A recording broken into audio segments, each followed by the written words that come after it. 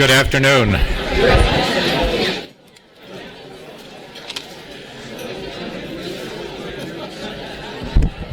Good afternoon, and welcome to the luncheon session of the Frank Church Conference, Politics and Prose, America Votes.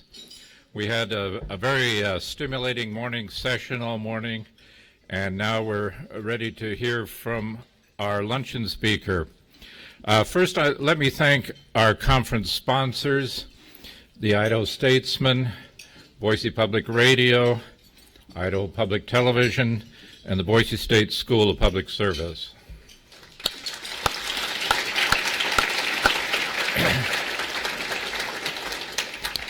As many of you know, we had a full house this morning of high school students, thanks to Monica Church and other teachers. We appreciate their coming, and we have a number of students here. So I want to thank several Frank Church Institute board members who made it possible for them to join the luncheon. Thank you to A.J. Belukoff, Corey Cook, Curtis Eaton, Roy Ellsworth, Penny Gross, Charlie Harrington, Kathy Custra, Nick Miller, Skip Oppenheimer, David Peterman, and Richard Slaughter for underwriting tables for students here. Thanks.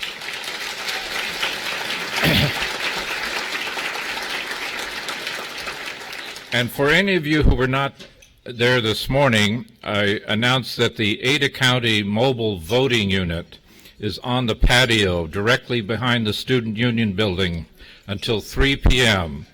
So if you are an Ada County resident, I hope you will take advantage and vote today, or you can even register and vote. Let me say also that I understand that a number of you will need to leave this luncheon a bit early to attend the memorial services for Charles Hummel, who's a longtime friend and supporter of the Frank Church Institute. So it's no reflection on our speaker if you get up and leave before he's finished. But before I do that, let me ask Tony Park, the president of the Frank Church Institute and a longtime board member, to introduce our speaker.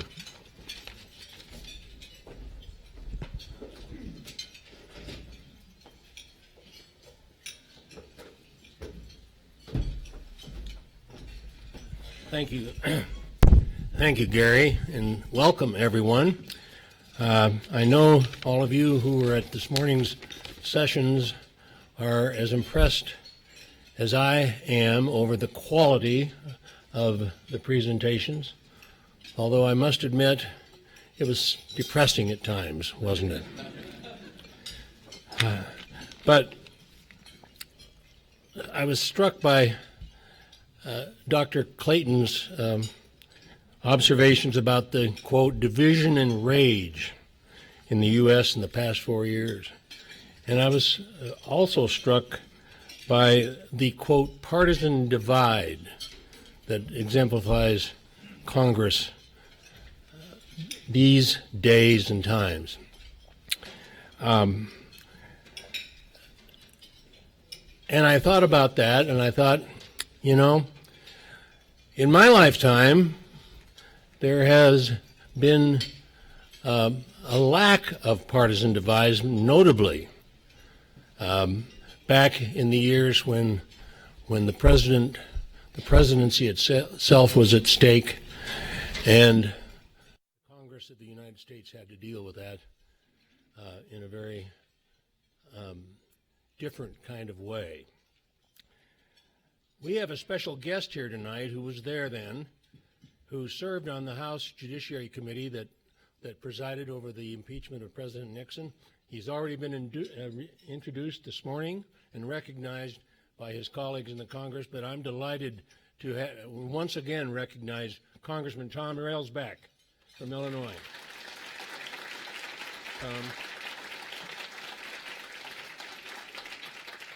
Tom was the moderate Republicans whose demise was being observed this morning. Oh, that we had some more of those, Tom. We have a distinguished speaker today to speak to us about presidential power and debating presidential power. David Adler is a distinguished constitutional scholar and lecturer. He's an author of more than 100 scholarly articles in leading journals in his field. He's the author of 6 books on the question of the Constitution and presidential power. All of you Adler fans out there will be pleased to know that David has a new book coming out, The War Power in the Age of Terrorism, Debating Presidential Power. That will be published in December by Palgrave Macmillan. David's writings have been quoted by the very top in this country, the U.S. Supreme Court, White House counsel, the U.S. State Department, and numerous members of Congress of both political persuasions. He is the president of the Alturas Institute, a nonpartisan organization dedicated to advancing civic education, civic engagement, and civic discourse. For those of you who haven't heard David speak before, you're in for a treat. And those of us who have heard him speak before know that we're in for a treat. So it is now my great pleasure to introduce to you Dr. David Adler.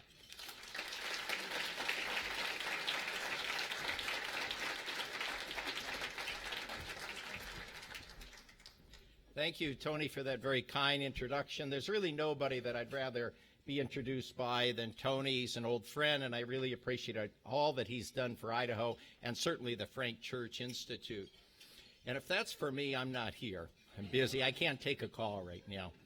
Congratulations to Gary Winsky for putting on yet another first-rate conference. This has been terrific. Congratulations, Gary.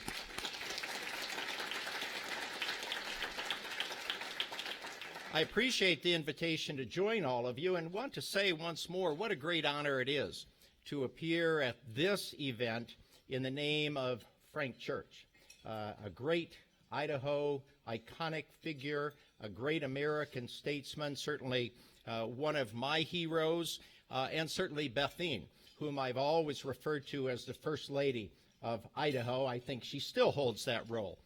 She presides up high and no doubt leading some very interesting political discussions.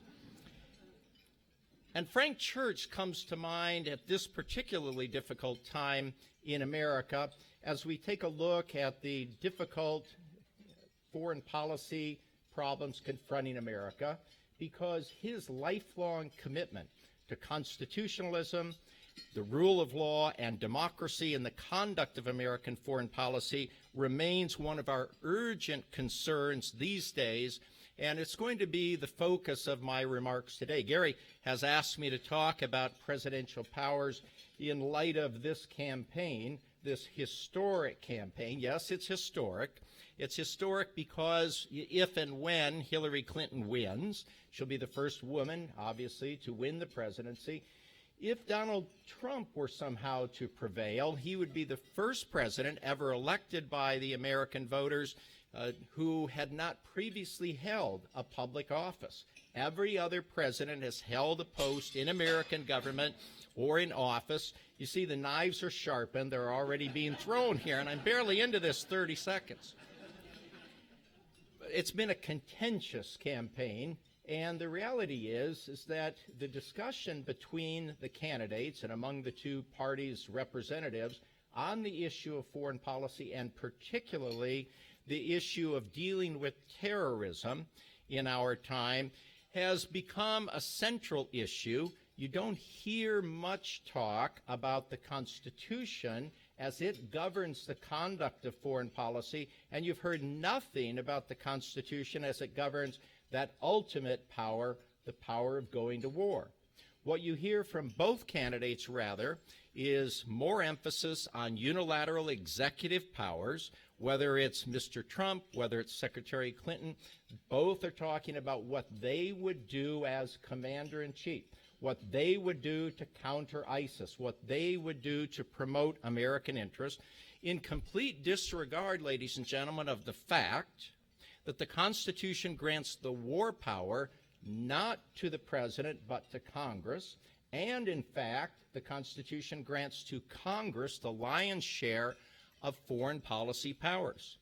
But we've reached a stage in American history where candidates of both parties and presidents of both parties for well over a half century have in fact asserted unilateral authority to decide when and where to initiate military force on behalf of the American people, bearing no regard for the fact that the Commander-in-Chief Clause, which is always the pillar upon which they rely, as authority to initiate force, in fact constrains the president to repelling invasions of the United States or conducting military actions once declared or authorized by Congress. So one of the problems we face, not only in this campaign, but one that we've faced now for roughly 75 years, is the fact that presidents continue to accrue, and the word is aggrandize, and in fact the better word is to usurp the war power and the foreign policy powers of Congress. And this is, in fact, a crisis of great significance. Why is that? Because the framers of the Constitution believed that if the Republic was to survive, the three powers must be exercised by Congress: the lawmaking power, the appropriations power, and the war power. They could not have conceived of the way in which Congress would utterly collapse in the performance of its constitutional duties over matters of war and peace and national security. James Madison, Alexander Hamilton, and the boys could not have believed that Congress would have surrendered its authority, that it would abdicate so clearly its grand powers in national security. And so a question arises, and this happens to be the subject of my book, which Tony kindly mentioned. It emerges next week. And Tony's probably right in saying it's a gift for all occasions. I don't know about that, but it may well be the case. Maybe. The subject here is whether or not the President of the United States needs more powers, additional powers to address the problem of terrorism, or whether or not the Constitution, which is the law of the land, is in fact adequate to confronting and dealing with terrorism.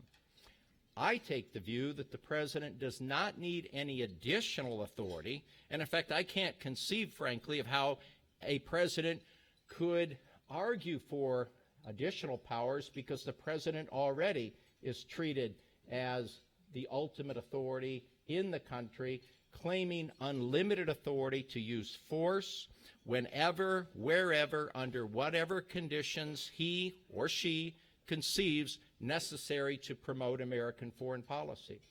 The systematic usurpation of war and national security powers has reached the point now where the president has no limitation on whatever he might want to do in the area of foreign affairs. So the question to me is not whether the president needs additional authority. The question rather is how to constrain presidential action, particularly military action abroad, and how in the world do we reinvigorate a Congress which is so struck by partisan divide, indicating an utter lack of leadership, an utter lack of interest in carrying out its constitutional roles in war-making and national security. Larry LaRocco last night reminded me of a great comment, great characterization of the unwillingness of Congress to assert its constitutional powers, reminding of a comment by Senator Dick Durbin of Illinois, who said, speaking of members of Congress who shrink from their responsibilities in the area of war-making and foreign affairs, why would you want to fight fires? Why would you want to fight fires and not join the fire department? Or better said, why would you join the fire department if you don't want to fight fires? That's where we are with Congress.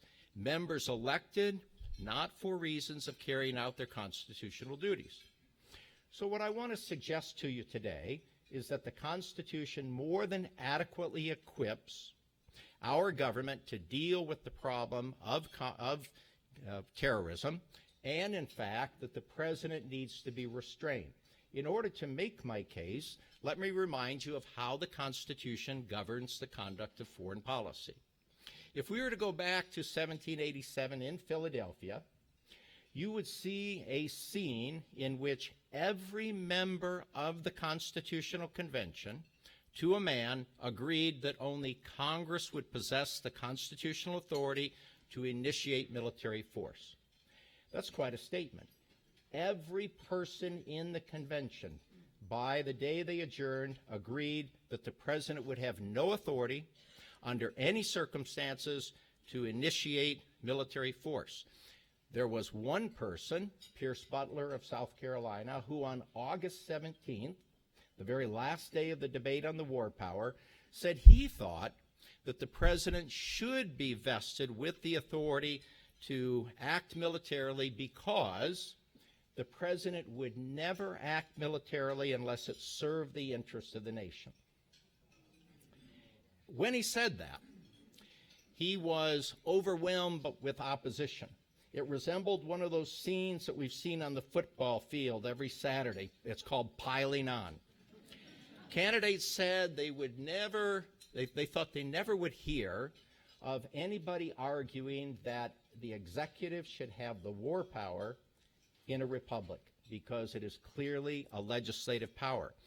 That the reason why it was regarded as a legislative power would be explained by many, including Alexander Hamilton, because when you initiate military force or you go to war, you are changing the nature of the country from a state of peace to a state of war. You're changing the legal footing. And changing the legal landscape requires a legislative action. So it's pretty amazing in a constitutional convention where the delegates from the four corners of the country came with many different views, struck many different compromises, reflecting many different views to emerge with a constitution that could govern the country. And on that crucial question of going to war, they could unanimously agree that only Congress had that authority. Nobody left the convention advocating a presidential war power. So think about that for a moment. 200 plus years later, we are now in a position in which both candidates are advocating a unilateral presidential power, which is the position against which the framers railed in 1787. We have turned back the clock a very long way. To press the point that the founding generation believed so strongly that only Congress should initiate authority and should initiate military hostilities, let's recall that all the contemporaneous writings urged the same conclusion, the Federalist Papers and other documents as well.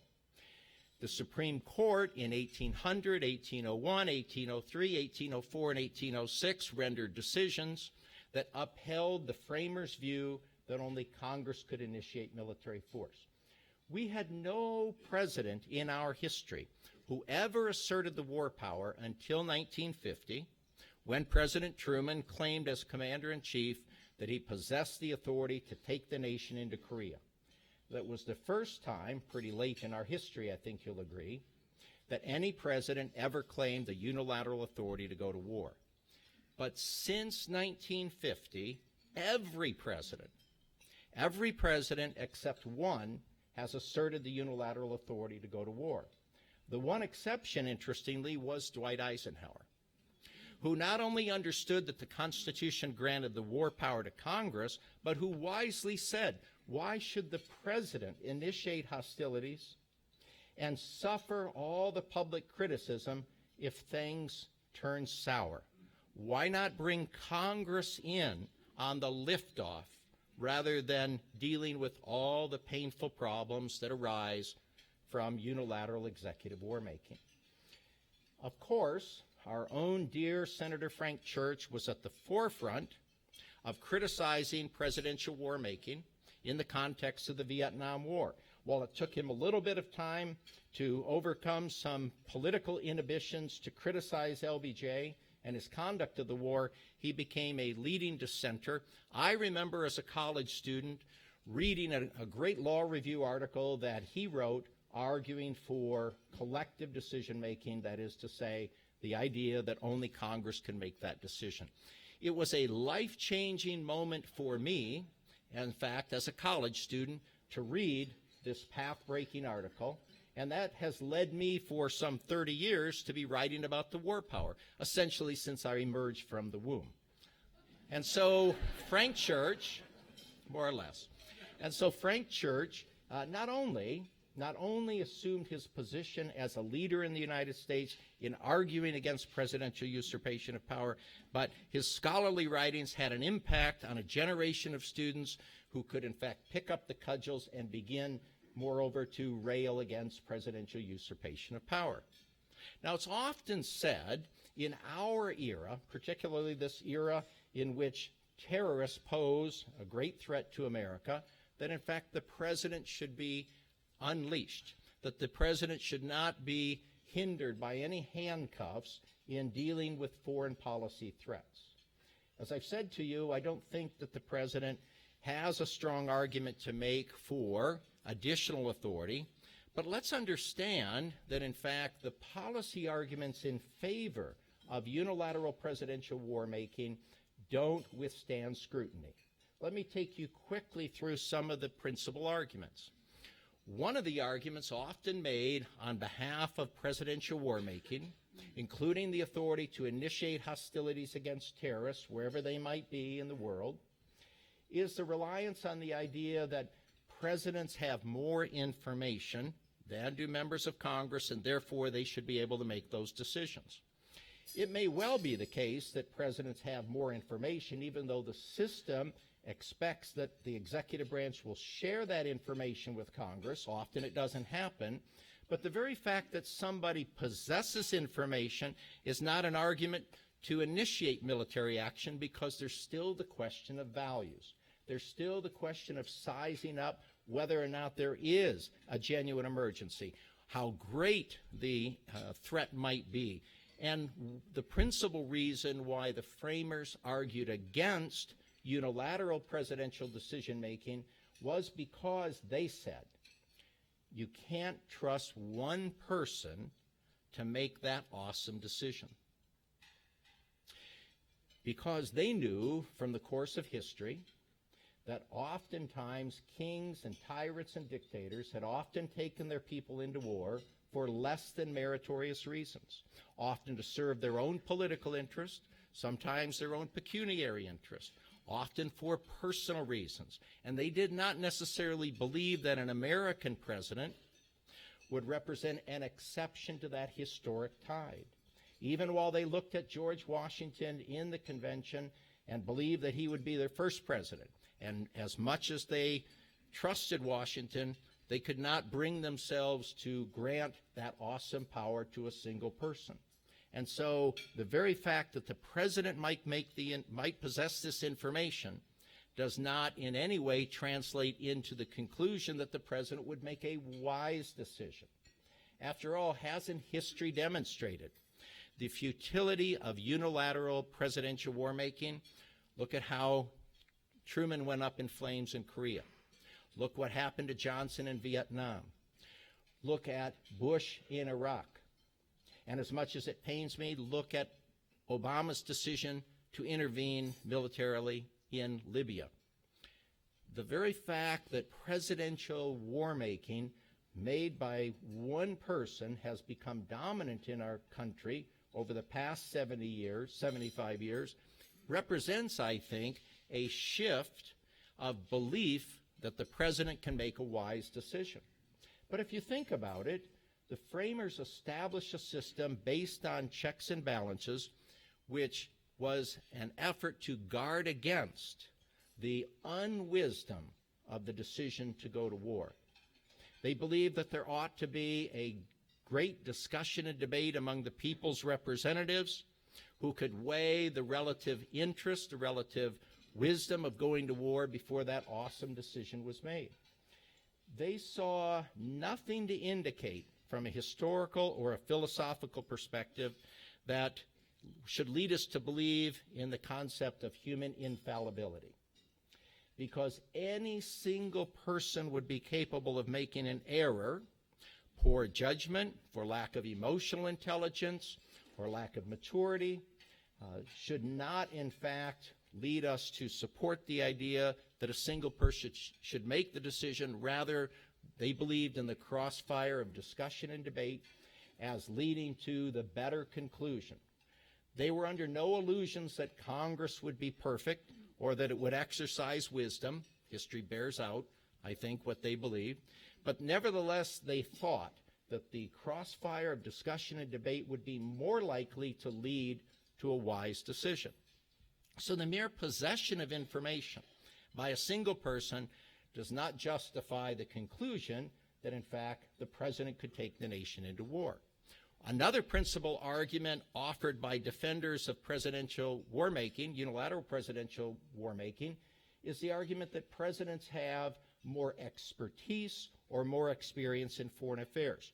Surely that's not an argument that can be applied to any individual member of going to the White House, because some people have come to the White House with considerable experience in foreign affairs. Others have had no experience. So that is not an argument to defend unilateral presidential war making. The argument of expertise and experience fails at every turn. But let's say we could proceed through all of these policy arguments which urge unilateral presidential war making. Even if they were persuasive, I would say to you that the very debate would necessitate an argument for a constitutional amendment. We cannot justify presidential usurpation on policy grounds because we have the rule of law.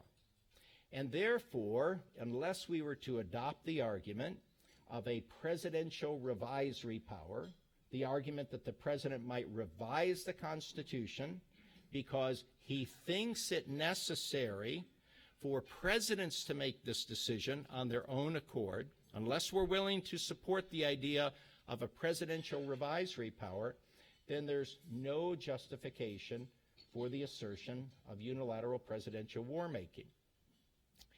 If we were to shift to a model, a constitutional model, as I say, that would vest the war-making power in the president, then we would need a grand debate to formalize that decision. I don't find any support for that, but I don't find supporters of presidential war-making urging a great debate to move toward a new executive model. Rather, what we see is continued usurpation by presidents of both parties, Republicans and Democrats, liberals and conservatives alike, in presidential war making. Does it matter that we're now facing ISIS, which people argue can represent an existential threat to the United States? What should a president do? What should President Obama do? Let's bring this home here today and ask, what is our response?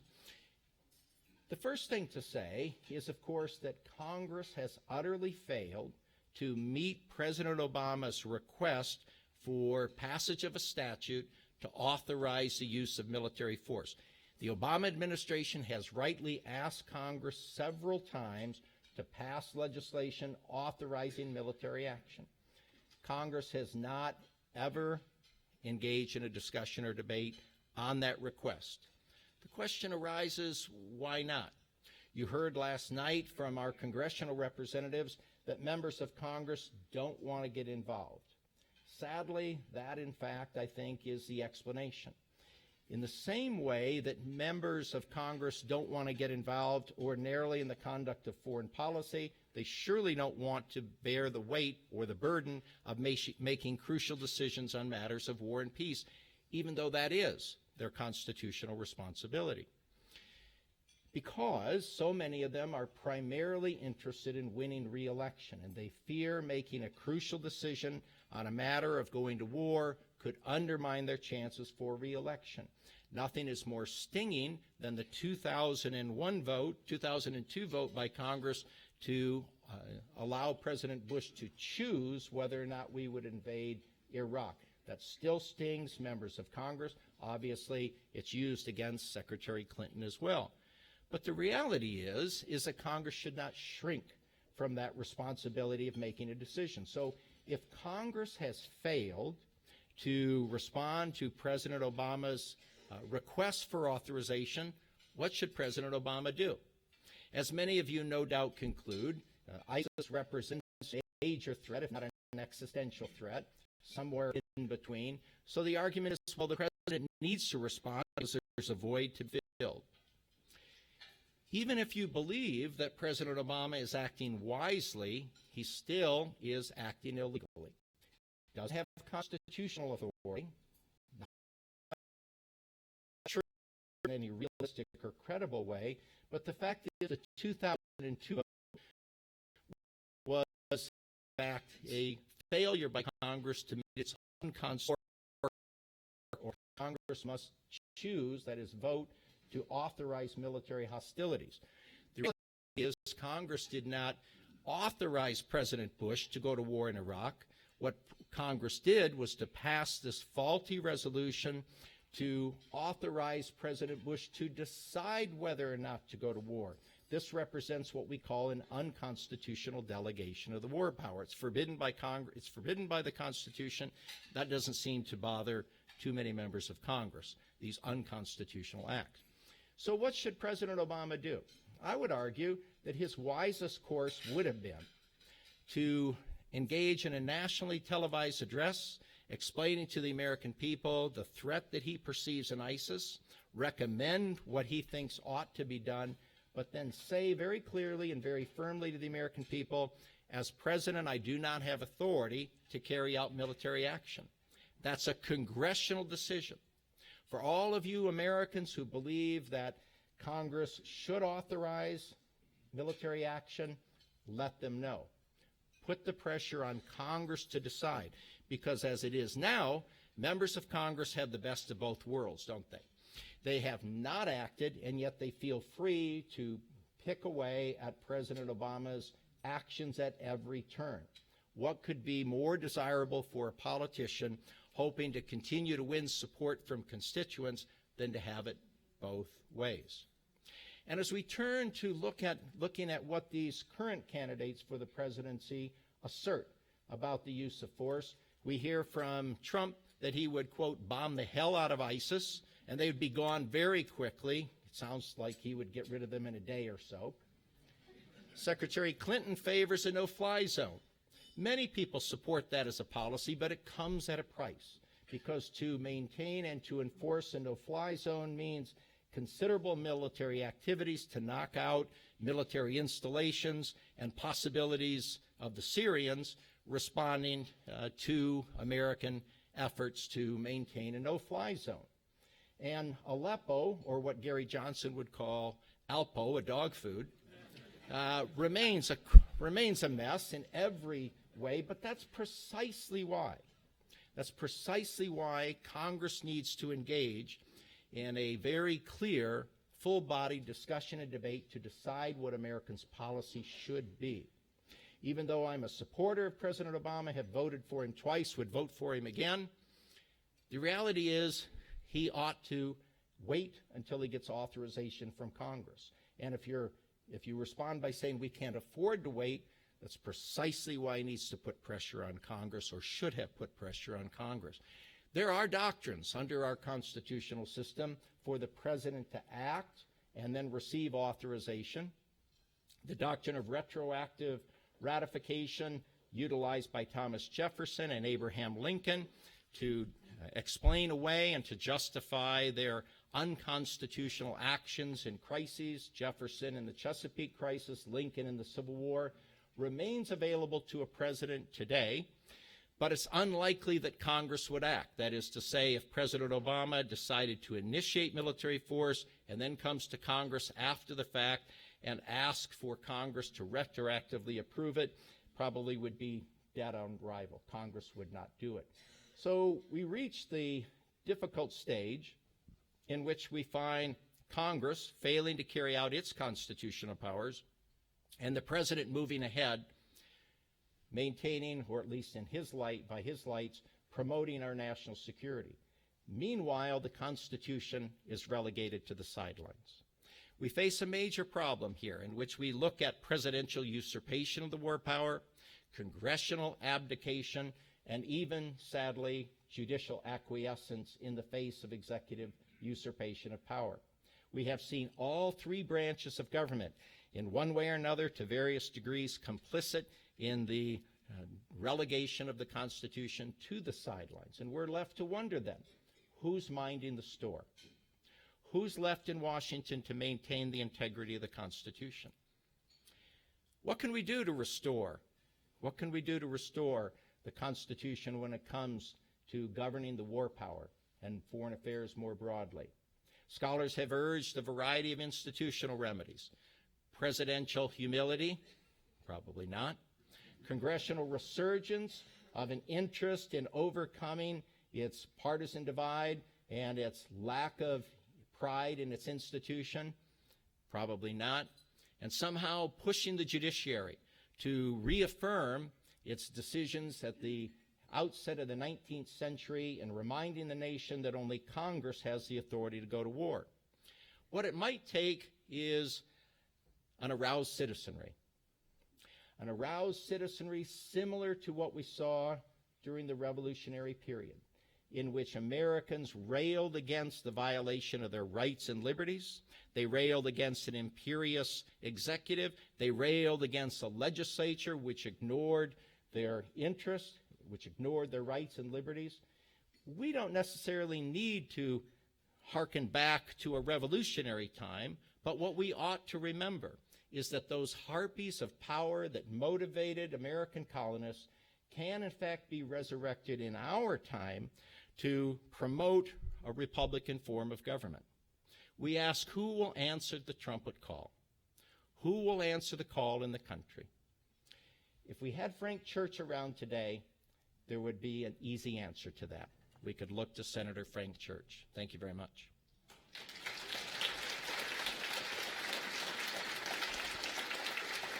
Now, Gary tells me, Gary and Tony say we have time for a few questions. Great. Please. Thank you. Oh, thank you. Questions, please. This is a democracy, time for equal treatment and comments and criticism. Anybody have a question? Where? Over there? Yes, please.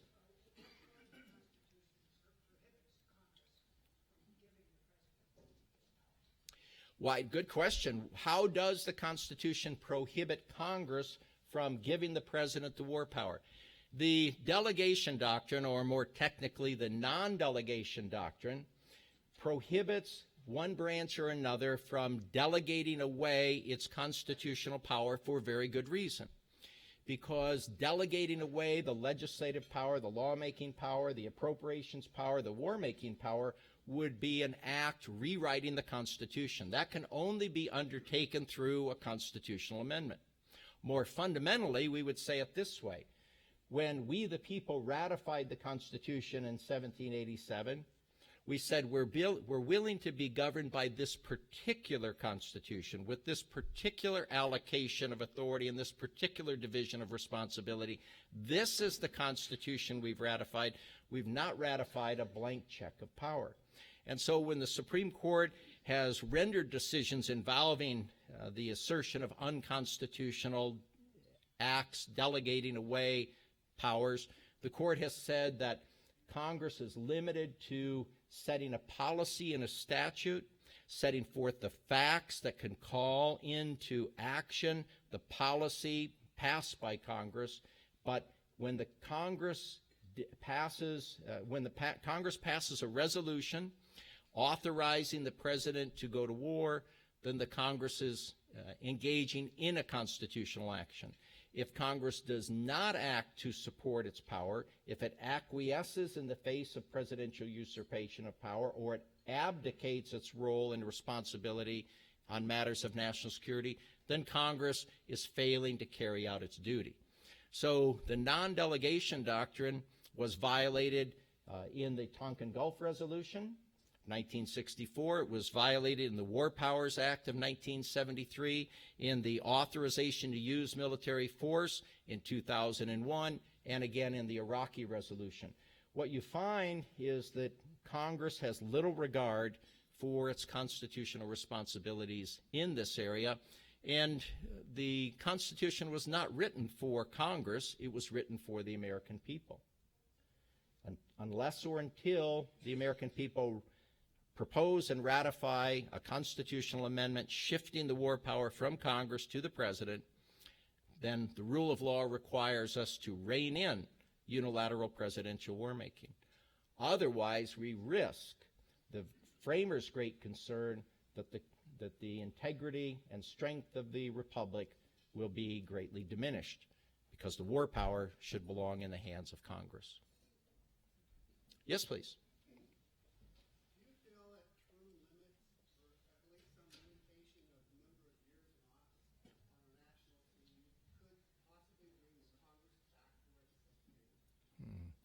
That's a very good question. Let me broaden that question. If we were to say, over the passage of time, in the face of presidential use of war-making powers, in the exercise of the military all across the globe, and in fact, in view of mistake after mistake in the area of unilateral presidential war-making, would that be enough to bring Congress back to the table? Here's where I fear that nothing may be necessary. Nothing may be sufficient to bring Congress back, because you've heard several times during this wonderful program that so many members of Congress are only interested in winning their primary contest. And in fact, that's their greatest concern, not safeguarding the constitutional integrity of the Constitution. I don't know what it will take. Sometimes people say, if we have a major catastrophe that is inflicted on the nation by virtue of a presidential decision, then maybe that would be enough. But what's it going to take to somehow inform members of Congress so that they understand that they have the authority to make these crucial decisions? I don't know what that's going to take. Over the years, I've talked to many members of Congress, Republicans and Democrats alike, asking them why they acquiesce in the face of presidential war-making. It has everything to do with partisan loyalty toward the White House. Or if they're out of power, of course, then they turn on the White House. Some years ago, when, in fact, Bill Clinton was waiting to invade Haiti, his Republican opponent, Robert Dole, decided that, in fact, the president did not have the authority to go to war, and he was going to lead the effort in Congress to stop the president. But then, of course, when the question arose, well, what if Dole wins the presidency? Would you similarly deny the authority to President Dole? Republicans said, of course not. We would not want to handcuff President Dole. So it so often turns on partisan concerns. And that means a lack of interest in maintaining the constitutional allocation of power. Yes, Mike, please. Well, there was a originalist arm of the Supreme Court led by Justice Scalia. Right. And these originalists always talk about Constitution means exactly what the Founding Fathers said it meant in 1787.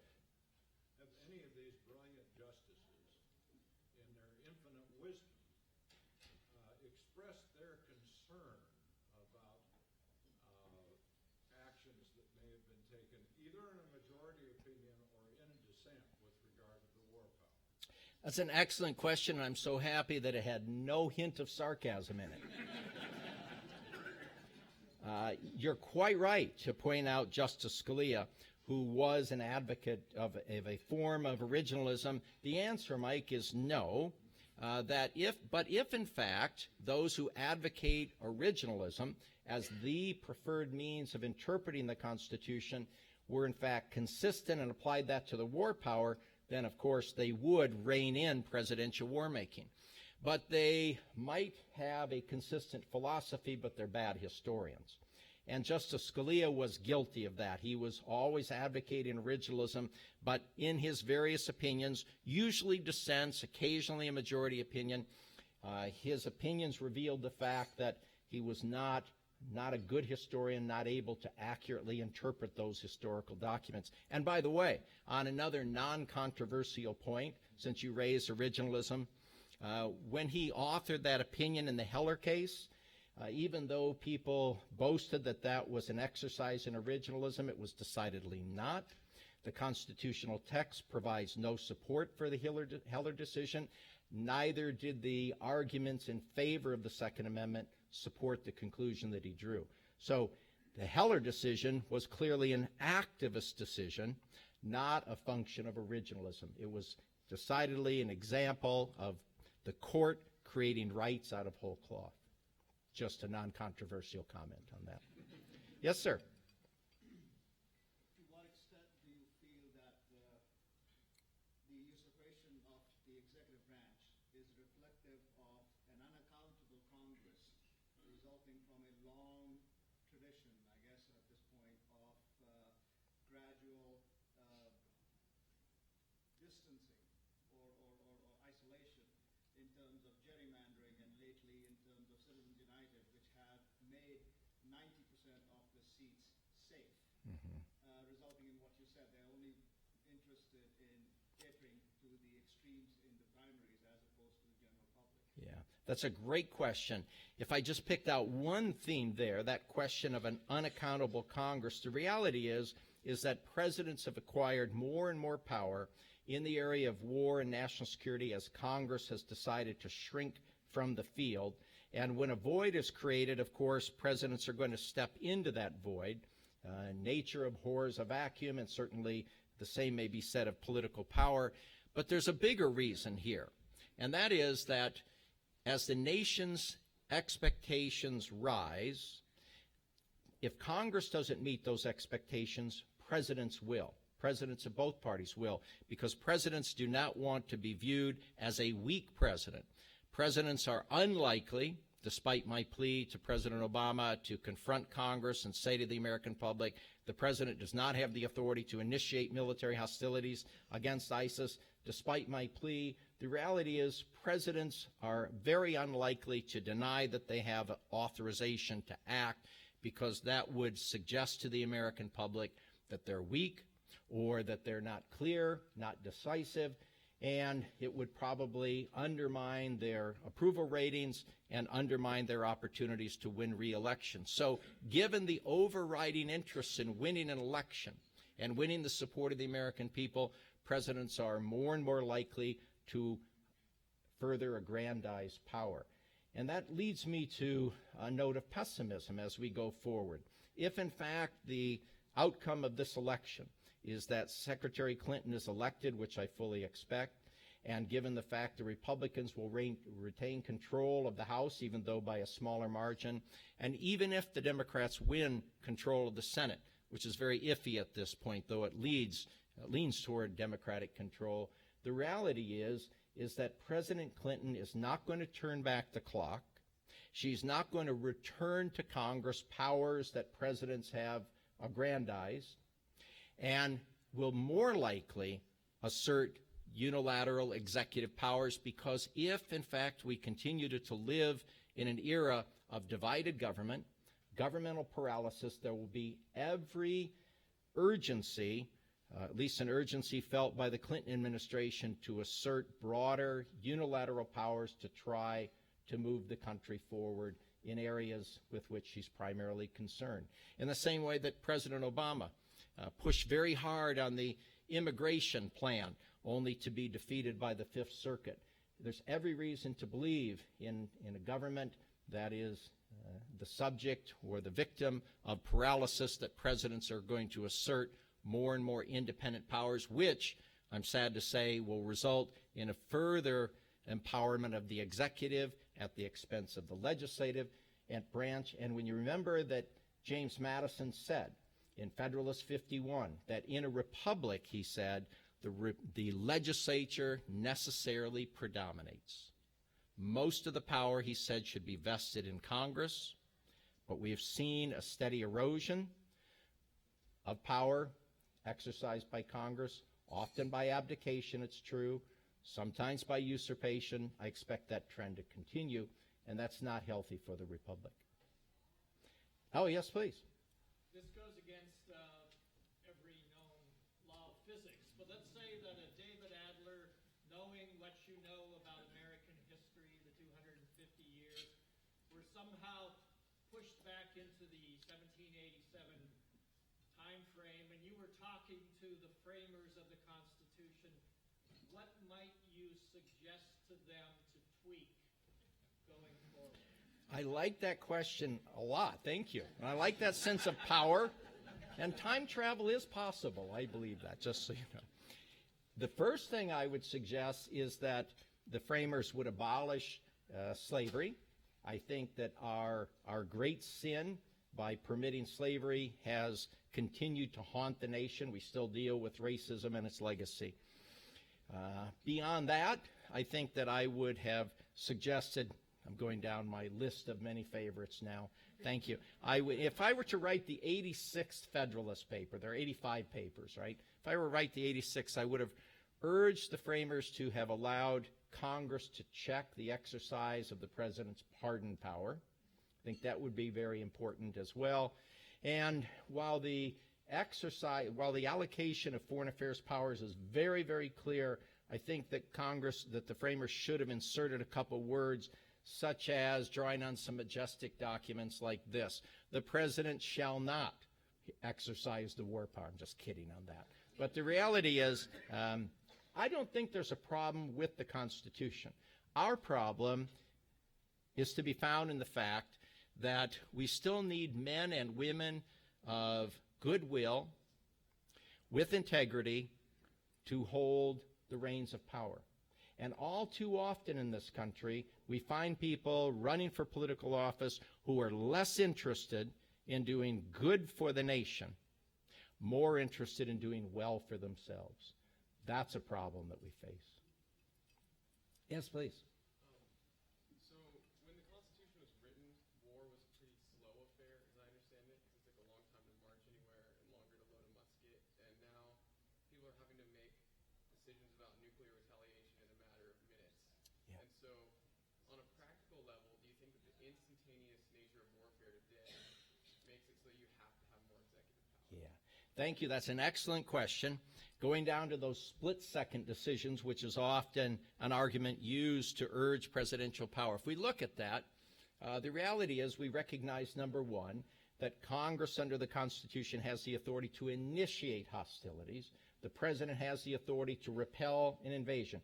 If our radar indicates that we have incoming nuclear missiles, and everybody agrees the president would have the authority to repel the invasion by launching nuclear missiles, at that point it's probably a moot question. We'll all be gone anyway, right? But I think I like your question, because there are occasions, circumstances in which an action occurs abroad and some urge the president to act immediately. Some Americans are seized. An embassy is attacked. But all those decisions require not only the review of the pertinent facts, the relevant information, but making a value decision. Because often an action in foreign affairs can lead to another action, plunge us into an even more difficult position. And that's why with the framers, I don't trust a single person to make that awesome decision. As much as I'm disappointed in the behavior of Congress, I think it's still important to have Congress discuss and debate the issues to decide whether or not we want to unleash military force, because we never know about the twists and turns of warfare, do we? Better to have a consensus in the nation on the decision to go to war, precisely because of those unpredictable consequences. And then the nation as a whole would be able to deal more adequately with the costs in terms of blood and treasure. Great. Walt, please. Oh, sorry. People like Bernie Sanders, people like Ron Paul, who might, if they got into office, reverse this trend. Can you think of anybody who is likely to come to the fore that you talked to who would fall into that category? That's an excellent question. When Barack Obama was running for the presidency, he gave a famous interview in 2007 to the Boston Globe in which he was asked a series of questions about the limitations imposed on presidential power. And one of his answers was the president has no unilateral authority to use military force. And I thought, hallelujah, we've got one kind of candidate that you're asking about. And then, of course, once in office, President Obama began to assert authority as commander-in-chief. I will say this, that the great difference between President Obama and his predecessor was that the Obama administration looked at every turn to draw authority from statutes as opposed to a sweeping view of the Constitution empowering the executive. The Bush administration invoked inherent power, presidential prerogative. To his credit, President Obama has shied away from that, even though, as I say, now his administration has doubled down on presidential power by invoking the Commander-in-Chief Clause, which provides no support, not in the convention, not in any Supreme Court decision ever, not in terms of the early history of the Republic. And the student had a question. Yes, sir.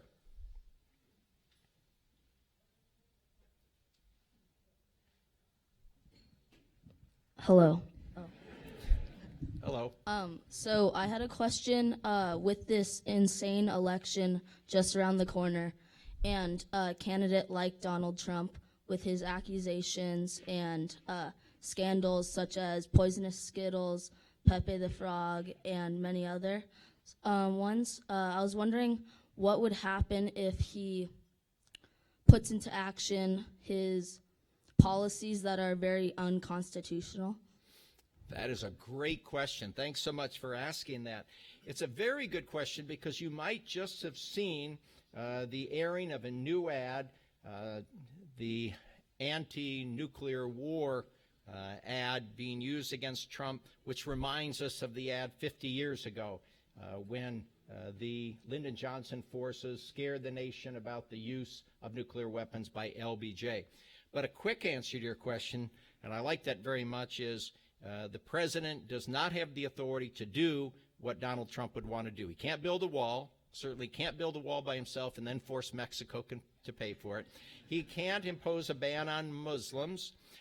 He would have no constitutional authority to withdraw the United States from NATO. He speculated that would be necessary. When he said in an interview with Chris Matthews, I believe, when Matthews asked him about why he believes it might be okay to use nuclear weapons when everybody else says it scares the hell out of the country, he said, well, why do we build them? Why do we make them? Well, the reality is he wouldn't have the authority, as I've described, to initiate military force under the Constitution. Whether or not he would abide by the Constitution is entirely another story. Thank you for asking that. Do we have time for one more question from a student, Gary? Okay. Please.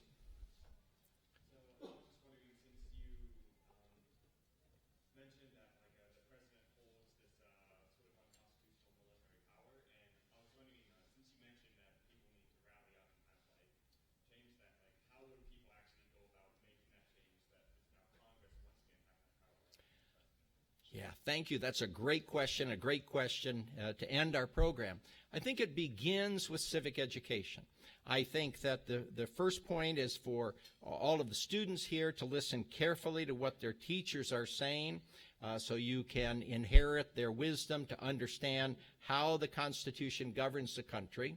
And that's true not only of students, but of Americans from coast to coast. There's a great need to understand the Constitution and its allocation of power. And why is that so important? Because if we lack an understanding of the Constitution, we lack the ability to hold governmental officials accountable.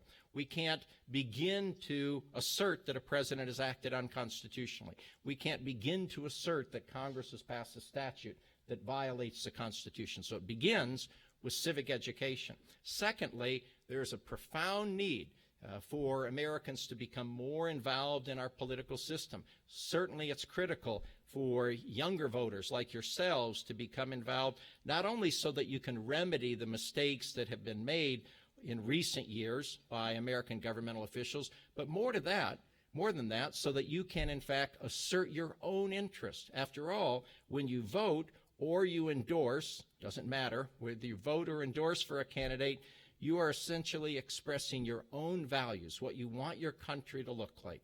That's the great opportunity we have in a democracy, to exercise your right to vote, to exercise free speech, to essentially carry out your powerful voice as a citizen, which remains the highest office in this country. Thank you all very much. Appreciate it. Thank you.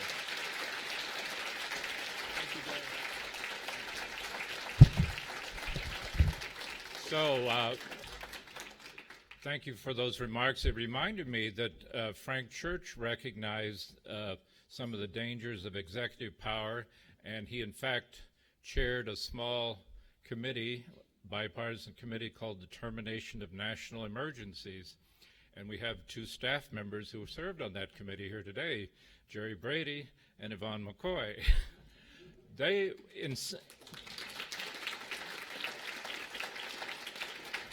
What they did was review the entire U.S. Code and revoke several hundred emergency powers that had been taken by or given to the president over many years. And they enacted that piece of legislation, and those powers were revoked, and perhaps we need another Frank Church.